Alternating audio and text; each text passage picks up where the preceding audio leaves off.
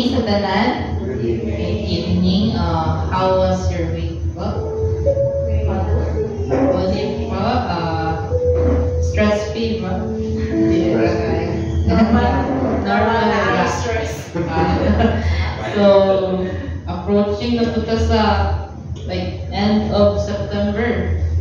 Grabe ka pa sa oras dyan. And today, we come again to worship our Lord and Savior. So I will read to you 1 Peter 1 verse 3.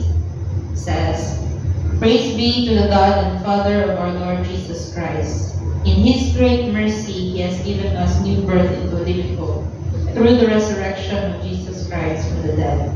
So we stand here today because of what Jesus has done for us.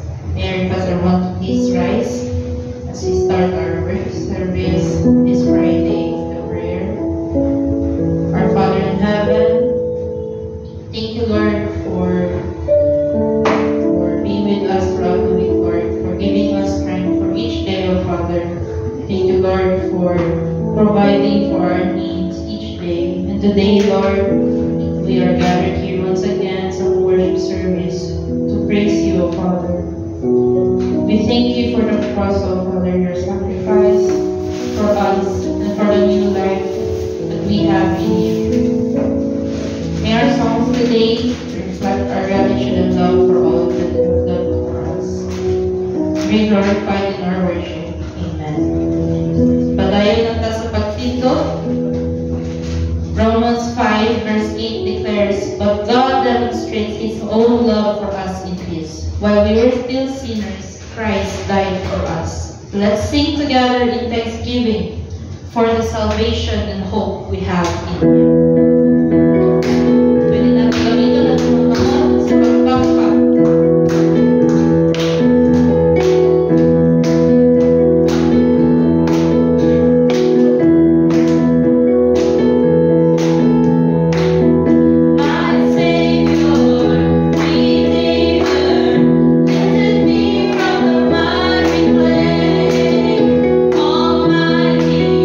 Forever, I will never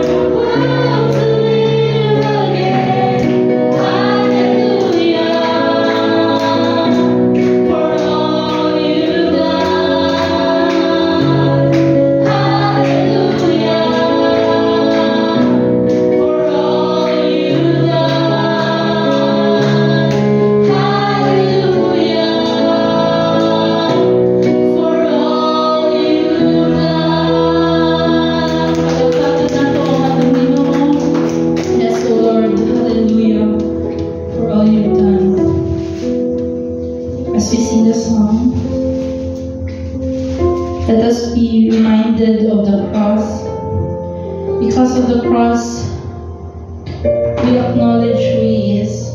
He is holy forever, and He is exalted above every name.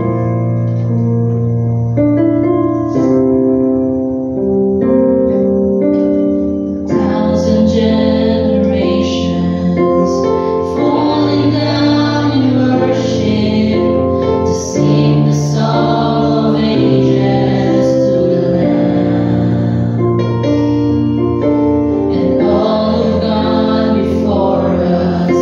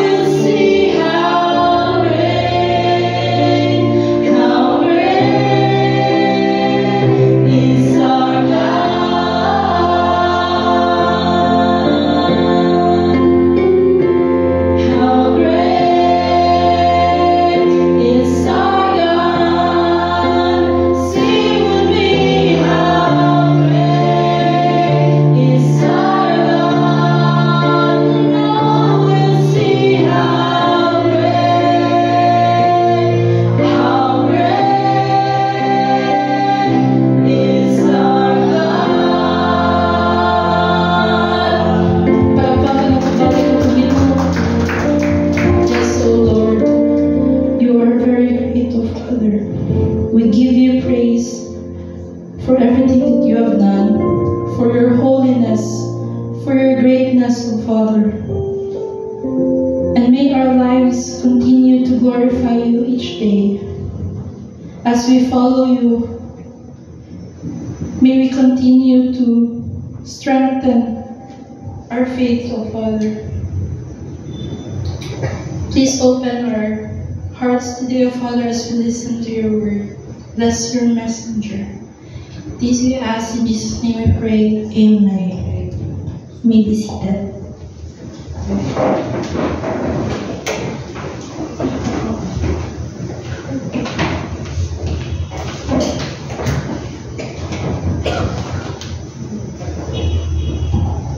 May gabi, atong tanan, welcome sa atong simba karong gabi.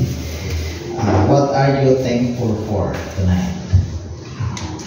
Masay inyong pasalamatan sa Ginoo karong gabi.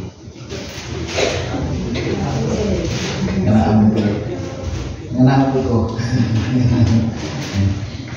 Sige, nag-pray ta kang tinene no sa iyahan surgery. Salamat sa Ginoo sa kinahimo lang puso, successful ang surgery. Gamit nakauban na to siya karon, no? Nya niya po siya aron sa pag-declare sa kaayo sa Ginoo sa iyang kinabuhi. Gusto siya magpasalamat sa Ginoo. Sa ato siyang tagaan o time, no? Sa tine. Makanin na siya din nga siya ng isa. Ngayon, yung galing na ganyan na nakikita ng sa wapo mo rin gusto. Good evening sa lahat ng aking mga kapatid sa pananampalataya.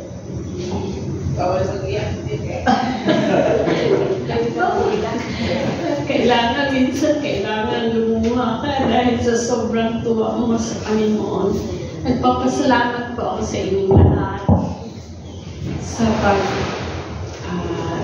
bigay ninyo ng dasal para sa akin at para din sa doktor na nag-operate at din sa mga tao na tulong sa amin mag-asawa. Nagpapasalamat po ako. Kalakip ng lahat ng pasalamat ko, yung dasal ko rin para sa inyong lahat. Lalo-lalo na doon sa tumulong sa amin sa Radically Surveying Church. Ayun, I don't know, bahala na si Lord God ng dagdag ng mga blessings, lahat ang bawat lahat sa inyo, meron darating blessings. Nagpapasalamat ako talaga dahil mula ngayong gabi, tinatawanan ako ng aking husband dahil sabi ko sa kanya, wow, first time nakita ko, welcome. And then, first time kita ko si Pastor Poging dahil nakatang shame bomb, sabi na ko pulo. Na si Deacon RC, di ko tanaw sa iya mo ba ni si Deacon RC, murag bag-umampod nito. Ano siya. Tapos, ayun, masaya ako yung mga kasamahan ko rito, nakikita ko na ang mukha, si Daisy, si Ann, at saka yung family ni Pastor, ang mga anak niya. Iba yung nararamdaman kong galak sa loob ng ating kalooban. Nagpapasalamat talaga ako kay Lord God. And the Holy Spirit always guide us. Not only me, my husband too. Hindi kami napabayaan kahit kung daan kami ng hirap. And sabi ko nga sa kay Bali na talaga bang ganito pag Kristiyano ka, dadaan ka ng hirap? Meron bang mga ibang tao na dumadaan ng katulad natin? Minsan magtanong talaga ako, not only to Bali, but I always ask God, Lord, bakit ganun, Lord? Nagbo-wonder ako. Tapos sabi ni God, ganun talaga, mahal. Pag chosen ka, kailangan i-test ka talaga ni God ng Father. Naalala ko yun sa radio, yung sabi na Our Father. Kung nga naman, our, kasama ako doon, hindi pala lang sabi ni Jesus, my Father, kundi our. Tatay ko talaga siya at hindi ako pababayaan. Yun. At doon sa taong nag-joke sa amin na magpa-opera, ayoko kasi talaga takot ako. Takot ako sa operation, and it's my first time. At 75 years old, first time ako ma-operahan ng gano'n, matapag yun. So sabi ko, hala, sao na lang mani. Maayo na lang siguro mabuta ko. Kaya bisan buta ka, kung gamiton ka sa Ginoo, pero dili man siguro siya manggi magbuot. So nayaan ko, bahala ka na good Lord. Kung kaon mo nimo, mas maayo at least makita na lang pa ang imong anak. Ganun ba? Tapos naisip ko nung after operation, ang gaan-gaan ng kamay ng doktor, si Dr. Guadalupe. Hindi siya nag-allow sa amin na magsimba by Friday. Nagsama pa rin ang loob ko. So, paano ako magpapasalamat? Tapos puso, lalo na doon sa mga tao din na nakapagtulong sa amin through prayers. Sabi ni Dr. Dili, pwede. Tapos nag-text lang kami sa isang friend namin na hindi pwede makaagto. Kaya sa inyo pala, Pastor, nag-text si Bobby. Ayun, pero lahat-lahat mo na settle din. Nagpapasalamat ako. Ngayon, pagpatuloy. And in my first day today, nakapagkanta ako kasi I can read. Sabi ko, makakanta na ako ba na maayos? Kahit yabag ang tinong, pero makabasa na magod ko ba? So, salamat sa inyo. Salamat kaayo kay Lord God, kay Jesus, and the Holy Spirit. Thank you. Isa ko nang ganit ka mata na, no? Oo. Isa pa lang kamat. Isa lang ka kung duha yun ang makikita. Perting bupuhan na ginatan. Di ang importante daw ka sa tining na nga. Wala lang yan na-experience ang kanang physical na blessings, kundi you experience God Himself, no? Kanang experience yun mo ang pagka-Father ba sa atong Ginoo. Okay, kung experience na to si God, mas labaw pa yun na sa uban ng mga blessings. So kadaghan mga material blessings, physical blessings.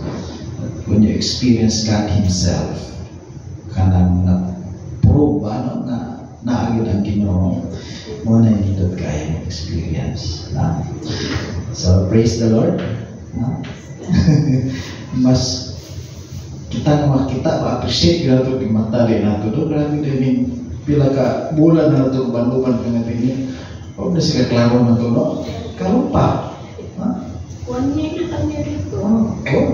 Ngayon ka lang nakabasa ng welcome? Talaga naman. So, ato yung ampingan na itong mga mata. Kaam ka sa loyot na yung kalabati. Sa kalabasa. Salamat sa Ginoo.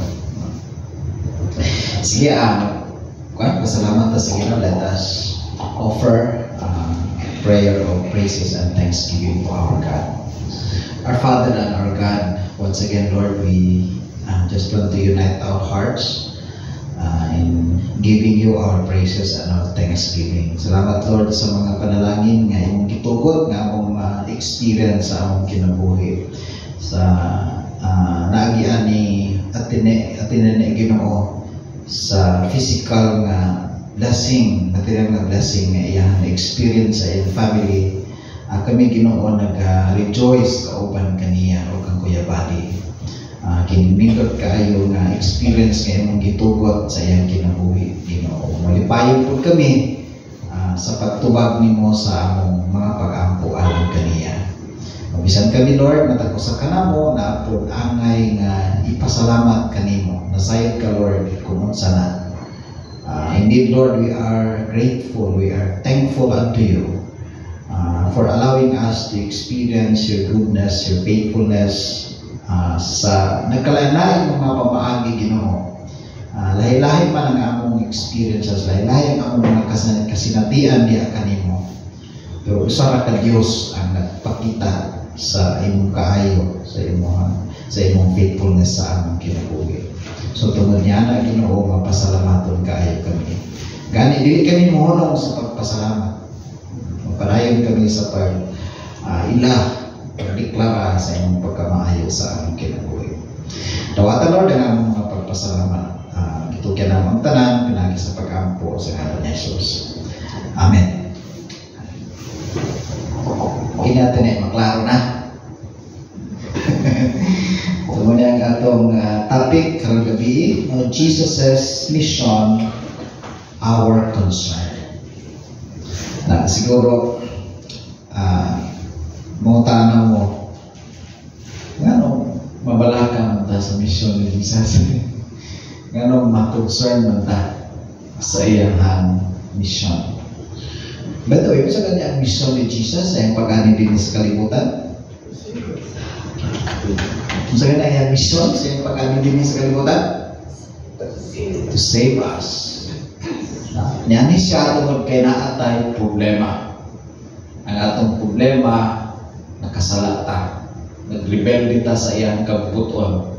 Tungkol sa atong sala, sa atong pag-disobey, sa atong pagrebelde sa iyang kabubuton, nahimula, nahilayo kita gikan sa iyang presensya. Pero naghibugid sa pamaagi gihapon aron manubali ang atong relasyon kaniya pinaagi sa pagpadala sa atong anak nga si Jesucristo.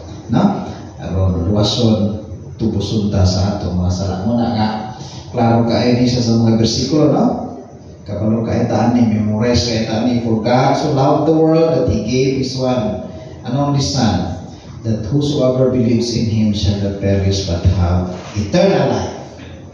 Isa ka dugang ng mga bersikulo. For the Son of Man, siya ito mong basa. For the Son of Man came to seek and to save what was lost. So Luke chapter 19 verse 10. This is why I was born and came into the world, to tell people the truth. John 18:37. I came to give life, life in its fullness. John chapter 10 verse 10. So nga concern lang ta sa mission ni Jesus. Anong himuon man nato na concern? Una papalaka man ta, una-unaon man nato na kanang mission ni Jesus sa iyang pag-anili sa kalibutan. Dapat mag-igsoon na concern ta kay gusto niya na atong ipadayon ang iyang mission. Gusto niya na atong ipadayon ang iyang sugdan. Diba? Iyang isangyaw ang maayong balita. Iyang ipakita ang gugma sa Diyos sa mga tao. Gihagit niya ang iyang mga tinunan, ang mga tao nga musunod kaniya. Kung ito na nato din sa ito ipasabot niya nang magsunod kay Kristo. Karon gusto niya nga ato na ipadayon. Gusto niya na atong ipadayon ang iyahang nasugdan. Manaingon sa Matthew chapter 28, 18-20 atong basahon. All authority in heaven and on earth has been given to me. Therefore go and make disciples of all nations, baptizing them in the name of the Father and of the Son and of the Holy Spirit, and teaching them to obey everything I have commanded you. And surely I am with you always to the very end of the age. Yun na sa verse 18, first part sa verse 18, all authority in heaven and on earth has been given to me. Has been given to me. Si Jesus na aming mga na, all authority in heaven and on earth has been given to me. Buot pasabot na nga, kanang lordship bitaw over all creation is given or handed to Jesus. Ang lordship, ang authority over all creation is given to Jesus Christ. Makita po na ito na din sa libro ni Matthew, Sa diin, ipakita ni Jesus nga siya din ang may authority. Ipakita niya nga siya yun ang naasa authority, siya doon ay authority. Makita nato nga si Jesus nagtudlo nga adunay otoridad. Kung atong tan-awon ang sulti, ipagwali, ipagtudlo ni Jesus. He taught with authority. Kung na kalahian sa mga teachers of the law sa una usap ng Jesus. Sa chapter 8 sa book of Matthew, ipakita ni Jesus ang iyang otoridad batok sa mga nagkalain-lain ng mga sakit. Paunsa niya ipakita that He has authority over sickness, pinaagi sa pag-ayo sa katong mga tao nga dunay mga sakit. Kani ipasaylo niya ang sala sa tao, sa katao. Diba? He forgave the sins of the paralytic. So ipakita ng iyang authority over all kinds of sicknesses. Now, ipakita ko ni Jesus ang iyang authority batok kang Satanas sa dihang iyang gisugo ang iyang mga disipulo. He called His 12 disciples to Him and gave them authority to drive out evil spirits. So, ipakita lang ni Matthew, kining nagsulat sa first book sa New Testament, si Jesus ang nasa authority. Siya ang labaw. Batok sa mga sakit, batok sa mga demonyo. And then, pag sa iyang giingon din sa atong passage, last chapter na siya, may siya, all authority in heaven and on earth has been given to me. Yung si Jesus. So, giklaro ni Matthew, that Jesus has all the authority over all creation. Siya ang Lord. Siya ang Master. Nang buti pasabot na mga igsuon, siya ang Lord. Siya ang Master. Doon na siya katungod nga mag-demand sa atong obedience, sa atong faithfulness, sa atong devotion, o sa atong bahid. Wala tayo laing option kung dili na ingon, yes Lord, I will follow you. I will do whatever you want me to do. Kaya ikaw man ang pinakalabaw, ikaw man ang Lord, ikaw man ang Master. Muna ito pasakot mga action kung maingon ta na si Jesus Diyos. Pag ito lang may mo kung naman, yes Lord. Pero may man ito na kina-declare ba kung maingon ta na si Jesus Ginoo or Diyos, naagi sa mga pag-ampo na to, di ba? Pinaagi sa atong mga ginakanta, no? So, sa dihapon nga atong gidawat si Ginoong Hesukristo, wala nato siya gidawat bilang manluluwas, kundi gidawat po nato siya nga atong Lord. Meaning, nag-commit kita na siya mo ay in control sa atong kinabuhi. Siya ang Lord, siya ang Master. At pasabot niya, siya ang masunod sa atong kinabuhi. Ngunit ito pasabot ano? Pero is He really the Lord and Master of our lives? Ato magyud nga i-consider na si Jesus Lord and Master sa atong kinabuhi. Ato magyud siya nga i-consider nga in control sa atong kinabuhi. Someone has said, selected obedience is not obedience at all. It is merely convenience. Namin mag-Kristohan, pero namin mga butang po nga, nag-obey kita sa Ginoo, di ba? Like yung pag-ani sa simbahan, nag-obey mo kita na. Mag-ampo ta, no? O kung mahatag ta sa offering, ga-obey ta na sa Ginoo, pero dili na taman diha ang atong pagka-Kristohan. Isip pa nga magtotoo, there are other things that we need to, saban, kanang give attention to. Na yung mga laing butang sa atong Christian life, may kinahanglan nato tagaan o pagtagal. Kung sa kahit kanang usa ka butang sa atong Christian life nga wala ka nato gitagaan o pagtagal. Ingon ta, magsimba, check. Nag-pray, check. Nagtabang sa atong kauban, check. Pero ang lain ng mga butang nga murag wala na kayo nato itagaan o pagtagaan sa kahat. Tingali, hatag na ito example, kanang mag-share sa gospel, kanang magsangyaw sa pulong sa Ginoo o i-share ang mensahe sa kaluwasan. Diba? Tingali mo na ang kanang the most neglected na responsibility or duty sa mga Kristohanon nga i-share ang atong pagtuo, i-share ang mensahe sa kaluwasan sa mga tao na wala pa makaila kang Ginoong Kristo ilang Ginoo manluluwas.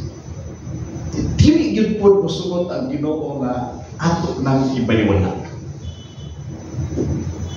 Ngano man? Kaya mo na ang nasa iyang kasing-kasing. Dili gyud mosugot ang Ginoo nga dili lang nato matagaan o pagtagaan. Nakita naman niya nga faithful tanong simba. Kita naman niya nga nagatabang ta, no? Pero bila to kalimtan mo ngikson giluwas ta sa Ginoo, dili lang aron malangit. Dili lang na. Giluwas ta sa Ginoo, dili lang aron dili ma-impierno.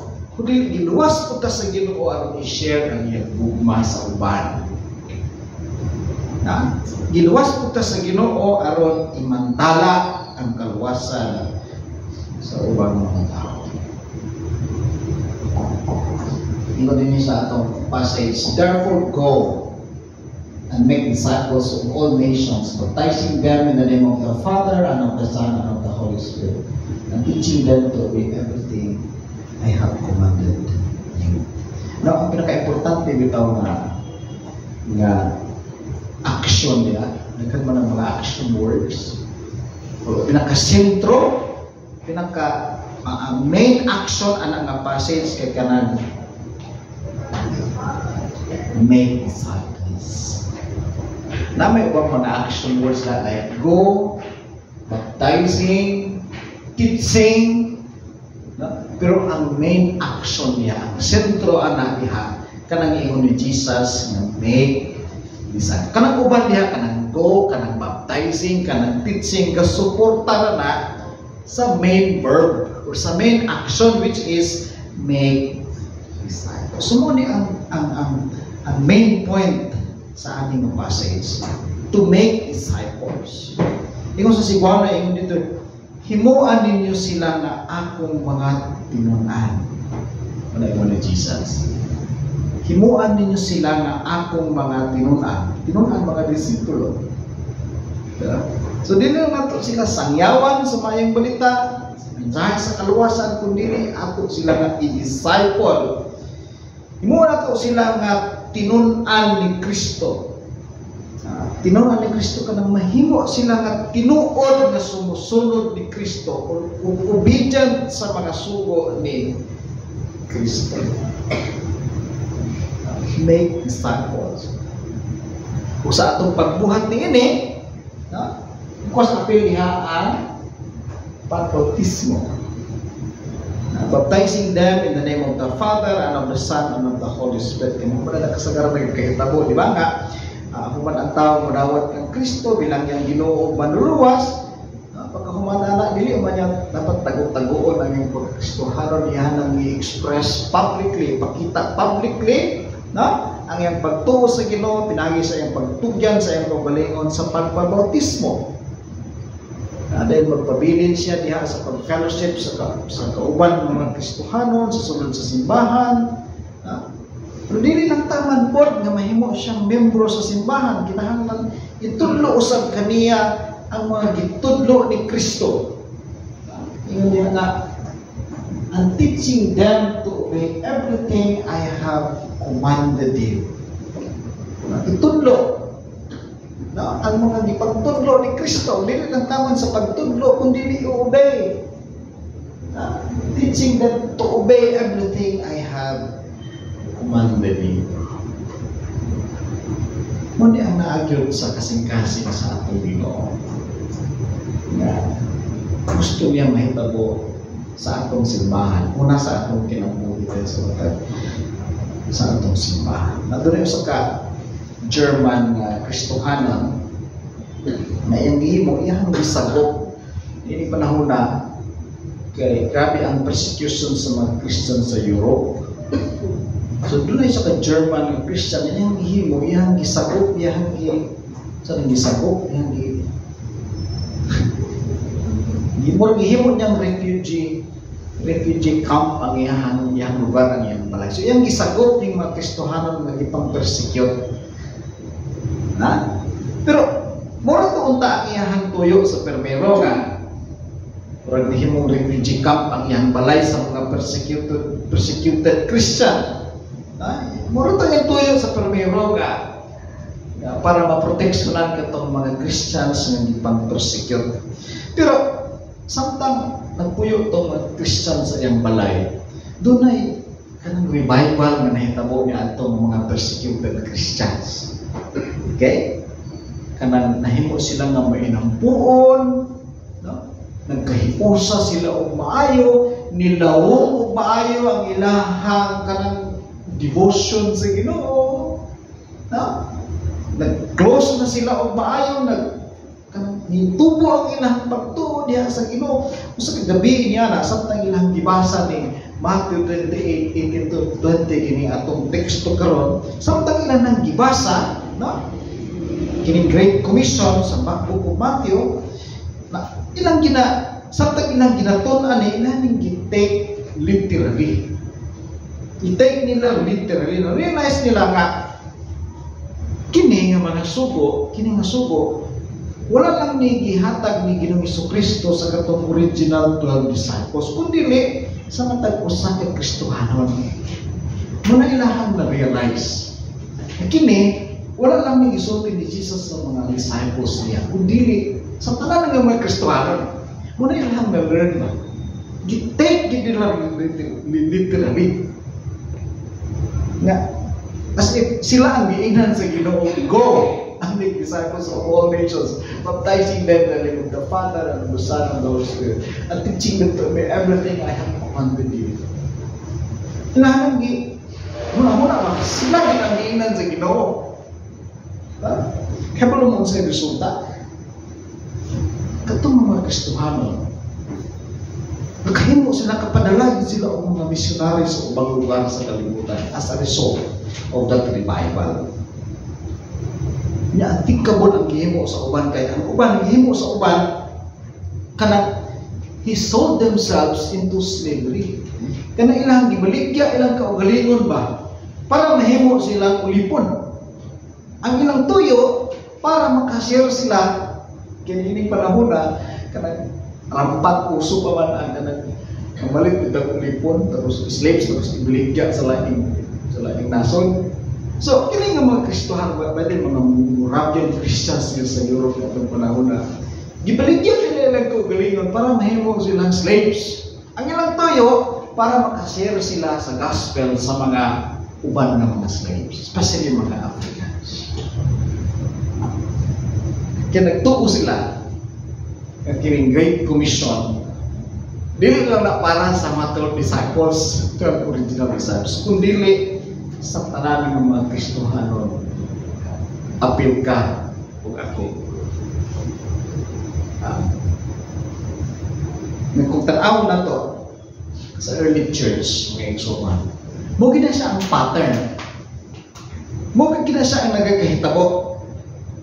Nga una, itudloan ni Jesus katong 12 disciples, then katong 12 disciples mo ito'y nagpadayon sa buluhaton ni Jesus. Kung sa gitudlo ni Jesus kanila, mo po gitudlo sa mga disciples sa uban ng mga tao. Hangtod na napasa from one generation of Christians to the next generation of Christians. Hangtod na abot sa abot karon. Okay? Gani mo na yung ginagawa sa Paul. Sa 2 Timothy chapter 2 verse 2. Yan siya. Si Timothy ang iyang gingan namin. Yan siya. Ang pagtulon-an nga nadunggan mo, si Timothy, ang pagtulon-an nga nadunggan mo, nga akong gitudlo sa kadaghanan, itudlo usab sa mga tao nga masaligan, nga makatudlo usab sa uban. So, gikan kang Paul, itudlo niya kang Timothy si Timothy, itudlo niya sa mga kasaligan ng mga tao, yung katong kasaligan ng mga tao, itudlo po nila ito sa uban. Mo na pattern mga igsuuan sa early church. Pagpasa ba? Pagpadayon sa nasugdan ni Ginoong Kristo. Pagtudlo. Pagpasa sa mga tudlo ni Kristo sa mga musunod ng mga Kristohanon. Hinaot ko nga, yung natuntaan ng tabo sa ato. Hindi lang natataman, simba, hindi lang natataman mag-ampo, hindi lang natataman magbasa sa Bible, hindi batang i-share sa uban, ipasa sa uban ang mga natunan nato sa Ginoo. Muna ang pinaka-punto ini ng pahinang inyong passage mga iso. Making disciples. Samtang magahimo ta ani na ang atong Ginoo na hatag siya og assurance kanato. So na yung assurance ang hatag sa atin siya, and surely I am with you always to the very end of the age. Kanang samtang maghimo ta og mga disciples, samtang giubay na to ang Great Commission, ang saad sa atong Ginoong Kristo, di niya biyaan, di niya pasagdan, ubanan ta niya hangtod sa katapusan. Kung kabalo man ta anak sa tanan, nga di kita biyaan sa Ginoo. Kabalo man ta daan anak. Pero kasagaran atong pagsabot anak atong nantay problema, nga di kita biyaan sa Ginoo. Ang konteksto mo daan lahi. Nga samtang make disciples ta, samtang nagasangyaw ta mo nang gisaad sa Ginoo nga dili kanyang pasagdan, dili ta niya biyaan. Nga samtang naghimo kita og mga disciples, naghimo kita mga tinun-an alang kang Kristo, dili ta niya biyaan. Now, kini bitaw kini ng teksto no. Matthew 28:18-20. Kapag ang tawagan is the Great Commission. Pinakadako, pinakalabaw, pinakadakila na sugo sa Ginoo. The Great Commission, the Great Suggestion. Kaya hindi mo na suggestion sa itong Ginoong Kristo. Commission na siya ini sugo. Wala siya ka-suggest sa ato na mag-make disciples, hindi na siya suggestion. Sugo na siya.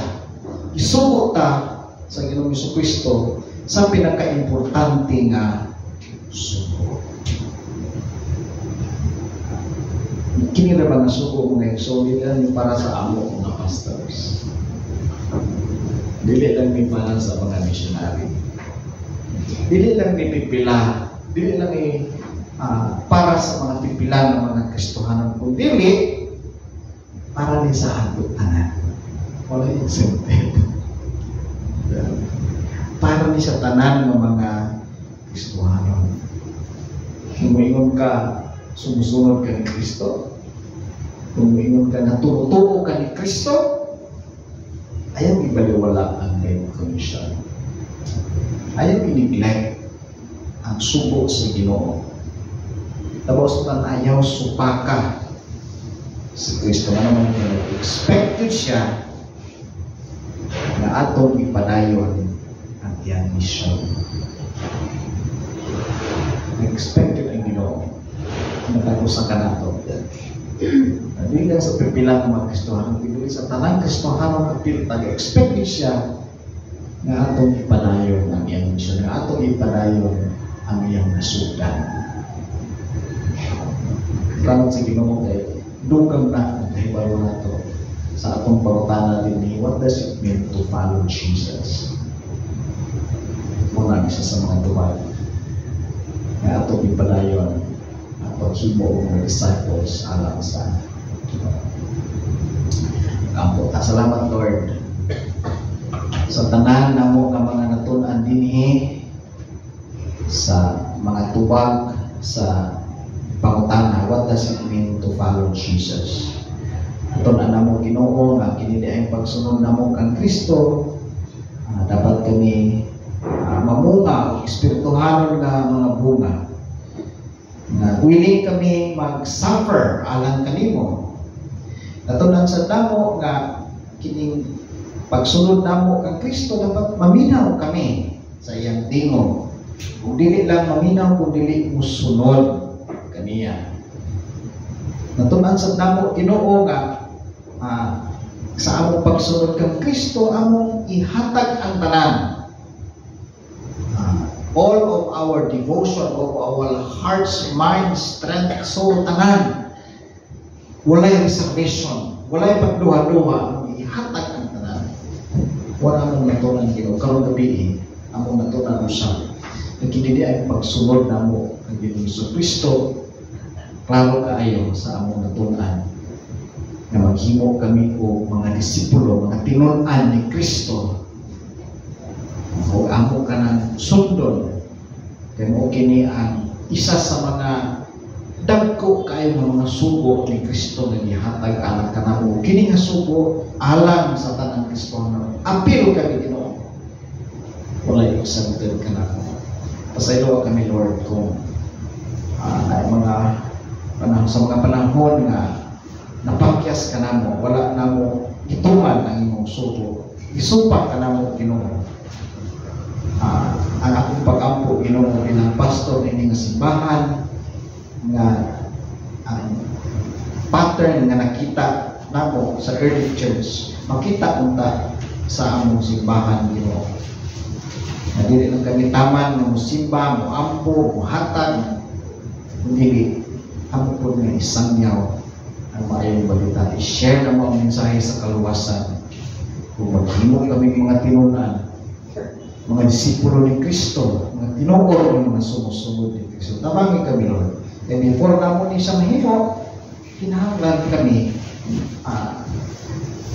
tinuod yun po ng mga disipulo ng mga tinunan ni Kristo. Before na mo itudlo, ang pagtudlo ng Ginoo si Kristo, dapat mahibaluan na po ng tanan Ginoo. O kami una sa tanan nagasunod, nag-obey sa imong mga kasubuan. Panalangin ni Ginoo sa among kasing-kasing, kini nga mga pagtulunan, kung bisan katong mga niagi namo nga mga natunan, hindi mo kada simana panalangin kato sa among mga kasing-kasing. Salamat Ginoo sa mga usapan, sa pag-bless nimo kanamo karong gabi pinaagi sa imong pulong nag-consider namo Ginoo ang mga spiritual blessings. Among gisalig kanimo Amahan ang among pagtapos karon. Ako ampo Ginoo, pangayo sa imong grasya, sa imong kaluoy nga imuhang ihatag Ginoo sa matag usan nga karon dinhi. Tungod kay nasayod ka Ginoo sa kahimtang sa matag usan niya karon. Dalaygon kay Ginoo sa walay katapusan, kanimo lamang dayon ang lumuko himaya. Kini Ginoo among pag-ampo, walang pagpasalamat. And now with the love of God the Father, the grace to our Lord Jesus, and the fellowship of the Holy Spirit be with you all, now and forevermore. Amen. Amen.